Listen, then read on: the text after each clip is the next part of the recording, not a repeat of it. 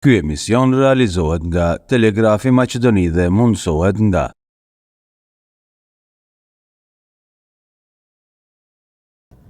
Shëndetje Abil. Përshëndetje pa. Si e? A e mirë? Mirë, faleminderit. Kështu kur medikant kështu thon vetur, ala më mirë, edhe kështu. Shoshni. Po, bisedë në vetur. Si është ekonomia në Maqedoni? Aha. Ekonomia e Maqedonisë është e çuditshme. Domethënë është komplekse, po është e thjesht për të zbërthy në atë aspekt se domethënë na duhet shumë pak mund që mund ta bëjmë ekonominë si thotë në një platformë në cila mund të krijoj vlerështuese për qytetarët. Po ama nëse analizojmë parametrat ekonomik, ne për këto prej pavarësisë, nëse mund ta them deri tash, edhe pse kemi pas shumë ndryshime, domethënë, kaluam për një vendi tranzicionit, për një vendi të luftës, marrëveshje e Ohrit e tjerë.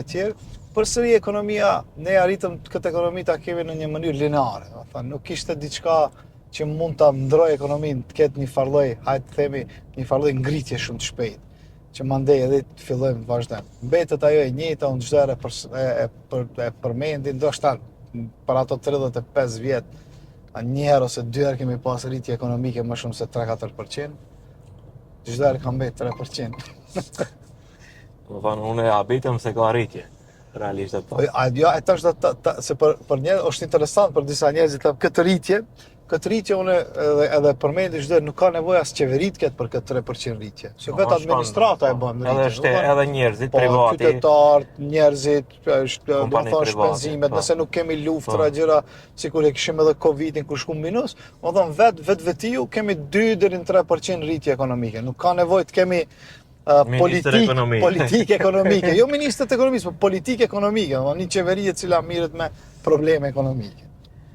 Abil, thjesht tregom tash ku hyn Maqedonia, kjo qeveri e re, kjo Maqedonia e re që thonë që nuk është ndikuar prej vëmëros së vjetër te ekonomia. Si është e prekshme ai me numra, se ti kupton më mirë se unë numra. Shikoj, nëse e shef historiatin e kësaj partije se VMRDPML-s prej marrjes qeverisë të parë me Lupço Georgievskin, të flasim me numra deri tash, do thonë e kanë favorizuar disi atë iniciativën private. Okay. Do thonë janë mundu disi këtë iniciativë private, fundja janë edhe partije djathtë në aspektin ekonomik ose qendrës djathtë. Dhe kanë bërë disa ndryshime ekonomike, mund të themi. Nëse u kujtohet kur vjen Lupço Georgievski, atëherë këtë pjesën e tranzicionit të privatizimin e egërt se cilën u bë përpara, filloi të vendoj disa kontura dhe filloi pak të shpërndahet ekonomia nëse nivele tjera. Me ardhen e Gruevskit nga ana tjetër, e bëni reformën e parë shumë të madhe ekonomike, e vendosi TVSH-n. Okay. Dhe me thonë tatimin e vlerështuese, që është jashtëzakonisht shumë në atë aspekt ballkanik, ndoshta ndër vendet e para të cilët kësaj Western Balkan që i them, shtetet perëndimore, Ballkani perëndimore vendosi për herë të parë TVSH-n, një rregullator ose një polic i asaj ekonomie të cilët duhet të vendohet binare. Dhe i bënte ato platformat e para ekonomike e tjera, një farë teknokracie, dhe tregonte numra ekonomik të një farë zhvillimi, iniciative për zhvillim, sa nuk thamë ende zhvillim, se në fillim do dal paradoksal me atë fillim. Por ama nëse krahason me këtë qeveri tash, sikur se filloi e kopjoja qeverinë tjerë, dini me atë platformën 1198. Po. Por duke kaluar një vjet e bën nga ajo platformë nuk pam diçka senzacionale. Nëse para disa ditëve Financial Think është një organizatë e cila mirret me analizat të pjesës makroekonomike këtu te na, dul me realizime të cilat i ka bërë kjo qeveri për ato që i ka, domethënë, platformën që e ka paraqit para deputetëve, programin politik ekonomik, edhe realizimi i disa pillar, si thajmë ne, disa shtyllave, pikave, ka bërë vetëm 13% në realizim. 37% janë në fazë të realizimit, a mos harrojmë ka kaluar një vjet. Okej. Më thonë, dhe kjo analizohet në disa aspekte tjera. Mirë kur ka kështu, do më thonë, indikator ku njerëzit e shohin këtë punë, do më thonë, ku preket, si preket, tek preket, por nuk është ende e mjaftueshme. E tash mos ngelim nga ana tjetër, kemi pas qeverisje edhe nga të majtët, kushtimisht thanu nga LSDM-ja, të ato ai parametri social, e pjesa sociale ka qenë dominuese. Do të thonë, më shumë janë marrë me shtresat e parabarësisë që pjesës sociale, duke harruar se ekziston edhe një gjë që quhet pjesa e sipërmarrësisë, e kreativitetit e tjera e tjera. Tregom tash për t'i ndihmu zhvillimit ekonomik të shtetit, po edhe kësaj qeverie në politikat ekonomike, a kemi mjaftueshëm në investimet e jashtme? Investimet e huaja janë për të ardhur kemi bërë një disa analize dhe kështu kemi bërë, për të ardhur një investim i huaj si themi i qëndrueshëm. Okay. I duhet asaj kompanisë duhet të analizojë tregun e vendit tonë 3 deri në 5 vjet. Paraprakisht. Do të thonë edhe për 3 deri në 5 vjet ti duhet të kesh një platformë mirë juridike, qëndrueshmëri politike, edhe të kesh parametra të mirë në sundimin e ligjit ose korrupsionit, ta kesh në parametra zero. Edhe duke pa parasysh, edhe nuk ka nevojë të jesh ekonomist, duke pa parasysh këto parametra në askund. Okay. Do thonë, e dyta, e treta, potencialin ne po flasim për investime të cilat mund të ndikojnë rrjedhën e rritjes ekonomike në vendin tonë. Që kështu investimet që na vinë neve dhe të dyshimta e tjera, ja, diçka tjetër. Do thonë, për të ardhur duhet patjetër të punohet në këtë platformën që e përmenda. Do thonë, kemi investime të huaja, duhet të bëjmë reforma të thella dhe të dhimbshme në vendin tonë. Prej aspektit juridik deri në aspektin ekonomik. Do thonë, nuk po flasun tash reforma tipit e kemi bën një ligj i cili është shumë i bukur dhe i ngjan Unionit Evropian, nga ana tjetër nuk zbatohet. E kishit këtë ligjin për konkurrencë jo lojale. Ja është zakonisht i bukur ligji. Në praks nuk ekziston sepse parametrat integruese të cilët duhet ta mbrojnë atë ligjin, do thonë edhe institucionet edhe njerëzit nuk kanë funksion. Edhe nuk funksionojnë. Si çdo pjesë pore tjetër e shoqërisë, edhe ekonomia e ka njëjtën diagnozë. E di, vetëm të ndërprej ku mundemi ne, do të thonë ku kemi ato avantazhet tona për pjesën e investimeve të huaja. Neve nuk na duhen investime të huaja, për shembull na vinë kompanitë e mëdha këtu se nuk kemi as potencial financiar, as potencial të resurseve humane. Kuptoni, paramendoni nëse vjen këtu nesër një kompani me 2-3 mijë punëtor edhe i kërkojnë specifikisht për disa profesione, ne nuk mund t'i japim. E bëjmë për Bangladesh. Ajo tjetër, ajo bisedë tjetër. Por ama ne kemi diasporën shumë të fortë. Edhe diaspora këtu, përveç që bjen remitansa këtu në vendin tonë, i kemi këto remitansat e bërjeve të dasmave, të shtëpive, e tjere, ne mundemi ato të shfrytëzojmë edhe në hallën e teknologjisë, sepse ato të gjithë gjenerata e dytë e diasporës, ja, Tetov ose ku do një shkoni janë djemë dhe vajzat të cilët mbarojnë fakultet dhe hinë bashkë në biznes. Nuk janë më forcë punëtore në për ato vende tjera. Dhe ato mund të rjekim ne këtu, të fillojnë këtu të krijojnë bizneset e tyre të vogla dhe të mesme, edhe ato mund të hapin një impakt jashtëzakonisht shumë të madh ekonomisë vendit tonë. Përveç remitancave që bëjnë këtu, që jemi shumë falënderues për to, ato mund të shfrytëzojmë edhe për dituri, edhe për kapital, për financa mund na bëjnë për atje. Edhe ne mund të fillojmë të funksionojmë këtu. Ne kemi raste të mira, edhe në Tetov, edhe në Shkup kemi raste jashtëzakonisht të mira të këtyre kompanive që bashkëpunojnë me ta. Po ne kemi edhe platformë të mirë me këto që mund ta bëjmë këtë zhvillim. Nuk na duhen shumë investime të huaja, sa i kemi njerëzit tonë të investojnë këtu, edhe mund të zhvillohemi më mirë ekonomikisht. Kjo puna e 100.000 që tash më kujtu kur tha kthimi në Maqedoni, 100.000 eurove, do të jetë një stimul për të kthyer dikush prej atje për të investuar 100.000 euro për të hap biznes këtu? Shive, ato atje nëse u bëhet një platformë e mirë për ndonjë startup të mirë këtu te ne. Për shembull, hajde ta marrim bujqësinë këtu te ne. Ta zhvillojmë për shembull një produkt jetën e fshatit. Jetën pa marr parasysh turizëm ose ku di, prodhim qumshtit, djathit, mozzarellës ose ku di unë, të kashkavallit. nëse ne ju japim atyve një mundësi, domethënë një infrastrukturë të mirë, edhe ligjore, se ne kur themi infrastrukturë, me edhe infrastrukturë rrugore, nuk është infrastruktura veç e rrugës. Nëse ju japim një infrastrukturë të mirë rrugore, institucionale, financiare, unë mendoj se edhe pa ato të hollat do të vinë këtu të investojnë. Edhe ku më edhe nëse ti investon për ta. Për shkak të kërkesës që është e madhe shumë. Absolutisht po. Domethënë mund të vinë te ne sepse te ne kemi ne potencial, por ama paraprakisht duhet t'i bëjmë detyrat e shtëpisë si duhet. Ne veç dim të japim parë pa më i kërku. Po ju e kishit rastin e disa, hajde mos tham kështu, disa institucioneve këtu te ne, për shembull e kishit fondin për inovacion. Ideja jashtëzakonisht e mirë. Domethënë, kur tham jashtëzakonisht e mirë sepse neve na duhet të investojmë startupe. Kemi shumë djemë dhe vajza të mira të ri, të cilat kanë ideja jashtëzakonisht shumë progresive dhe ato funksionojnë me tregun evropian. Prej këtu, te ne. Me një shtytje të vogël, ne mundemi atyre të hapim të hapim një farë prizme ose një farë shiqyeshmërie të madhe në jetën e biznesit.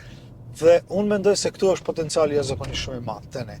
Por ama kjo nuk bëhet vetëm duke biseduar. Kjo bëhet strategji e saktë.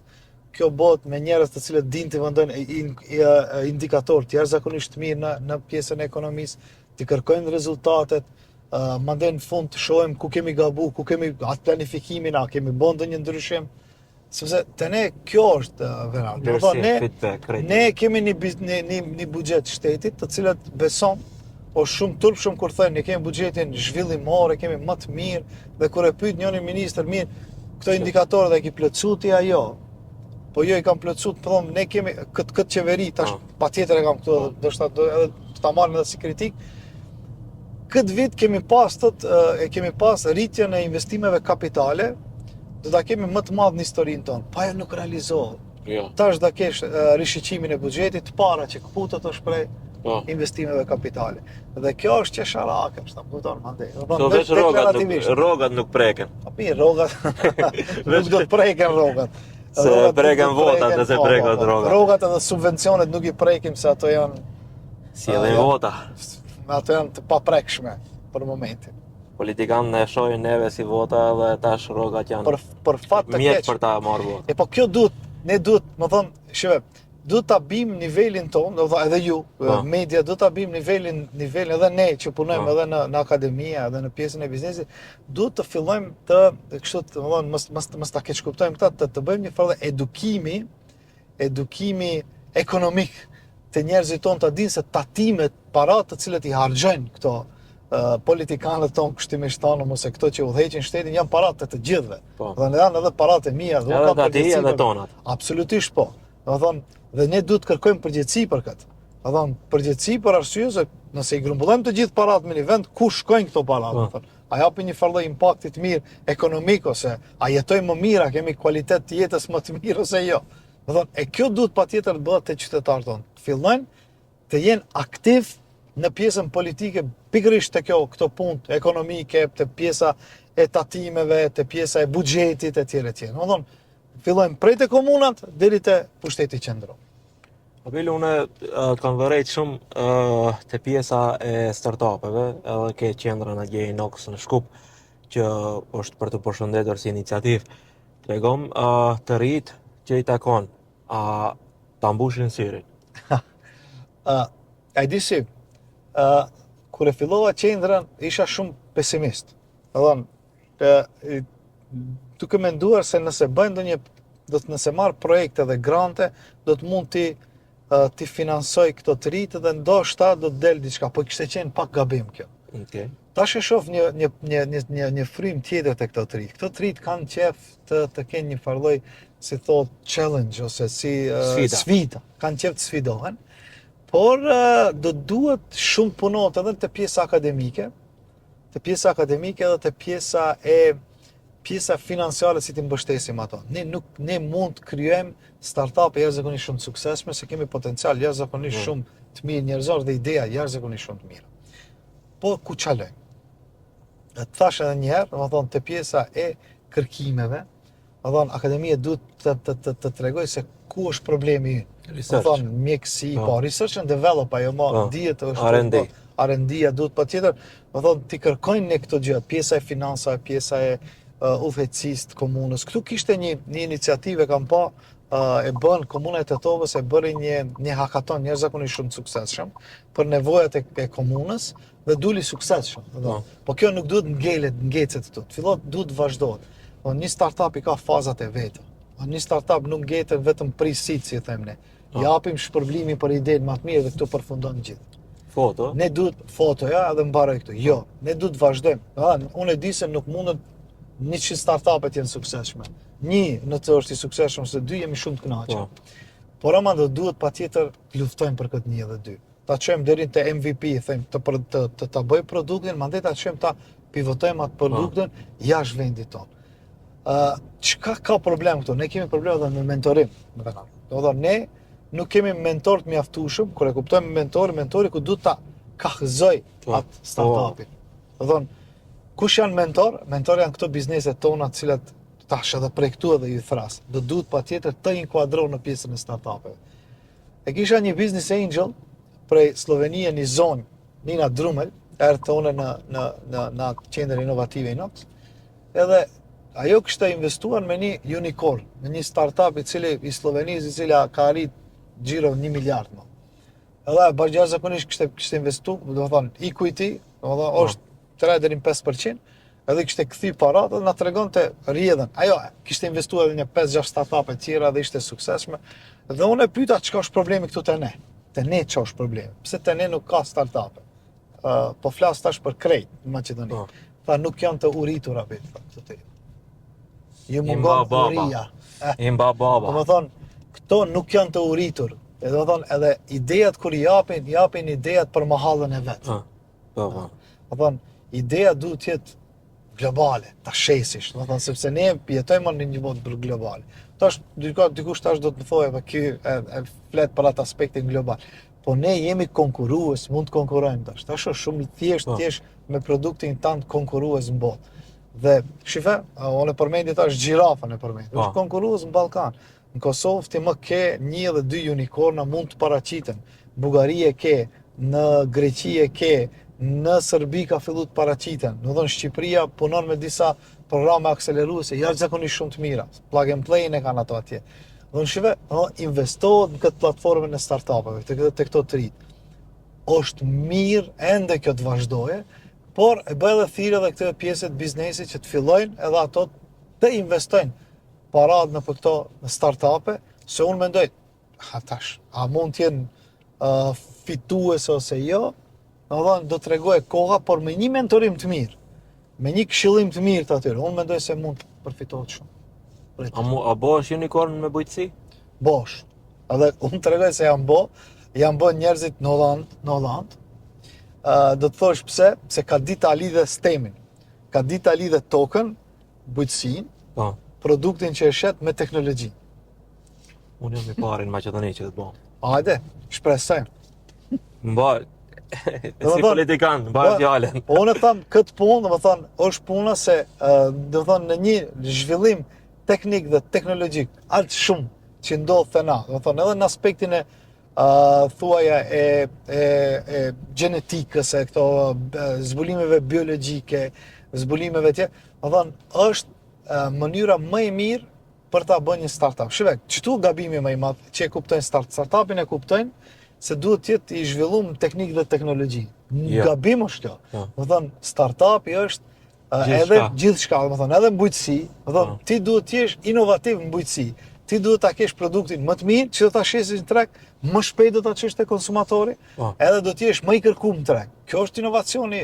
Ti nuk mund ta zbulosh se di unë një pemë ose një perim drithin ta zbulosh. Se krejt janë zbulume tash. Po, ama ti mund të jesh më i mirë. Ta tregoj një përvojës time me domate.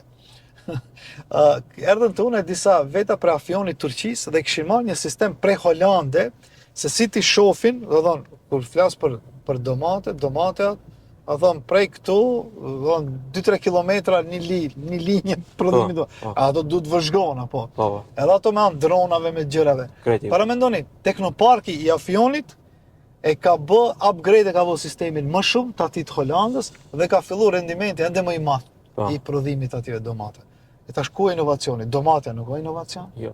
Po ama, Mënyra e bërjes është e mënyra, jo, sa ti ke qenë i suksesshëm tash 1 kilometra dhe mund të kalben, mund të prishen, ti sa i ke grumbullu dhe i ke nxjerr për shpërnda, i ke shpërnda. Këtu është ajo. Sa ti je në atë parimin ekonomik të nxjerrësh më shumë me më pak shpenzime. Dhe kjo është shumë e rëndësishme për një inovacion. Shumë bashkë desha të foli kjo pjesa teknike se teoria mo se cili flet, edhe pjesa e prekshme është një ndër shembujt më të mirë që mundet që e dhahe. Tash përderisa jemi në vetur, ne kemi përgjegjësi të dy. Po, absolutisht po. Ti mësojmë njerëzit, ti edukojmë, ti motivojmë se si të vozitin më mirë. Edhe kështu që a ke pasur një gabim duke vozit, edhe a ke mësu? Për fat të keq po, kam bo një aksident, e kam t'jam i sinqert, apo jemi këtu të sinqert. Po. Atje ku jetoj unë është pak ndonjëherë dhe kultura e vozitjes është e tillë. Kaos. Do me thonë, ne nuk kjo është gabimi jonë, ne nuk i përmbahemi rregullave, po i mbahemi kulturës vozitje. Dhe këtu është gabimi më i madh. E unë duke filluar nga kultura e vozitjes, e bëra një ndeshje të vogël, dhe isha patjetër paraqitem gjyq për këtë gjë. Edhe atëherë isha jashtëzakonisht i sinqert gjyq, edhe se ne thomi këto gjykatës tonë, ndonjëherë na dënojnë shumë, po më dënojnë shumë pak, për arsye se e tregova sinqeritetin tem dhe atë se kam bë gabim. Gabimin e pranoj, nuk u bëna ndonjë që nuk kam bë gabim. Kështu që mësova një gjë se një duhet të respekton rregullat komunikacion, e dyta edhe treta duhet ta respektojsh institucioni i cili të dënon. Po. Sidomos pjesën e policëve e tjerë. Nëse ato të thënë, do duhet patjetër dikush ta mban këtë kaosin që ne bëjmë. Absolutisht po. Edhe çdo njeri i thonë, e kam një thuaja e kam një farlloj qetësie kur vozis. Asnjëherë nuk i bija asaj, si e thënë asaj buris, për arsye se nuk e dijaj para meje se ku o çka dhe në çfarë gjendje është. Kuptoni? Edhe nëse krejt jemi pak më që nuk vrapojmë ose nuk nxitojmë dikun, unë mendoj se mund ta ndryshojmë këtë sjelljen e vozitjes. Ati ndoshta i ka bërtit gruaja. Dele dhe hati. Po tash, kjo është ajo, ne duhet ta respektojmë ligjin edhe mos ta respektojmë kulturën vozitje. Po patjetër kemi edhe një kulturë të mirë të vozitjes, po më shumë duhet bazohemi te pjesa ligjore. Faleminderit shumë për kohë. Ishte kënaqësi. Faleminderit edhe. Kënaqësi edhe për mua, thjesht jam duke trajtuar tema të ndryshme që kanë tangojnë problemet e qytetarëve dhe kjo një ndër temat që kur zgjohemi merremi me ekonomi edhe pse nuk e shohim. Absolutisht po. Faleminderit shumë. Faleminderit. Ky emision realizohet nga Telegrafi Maqedoni dhe mundësohet nga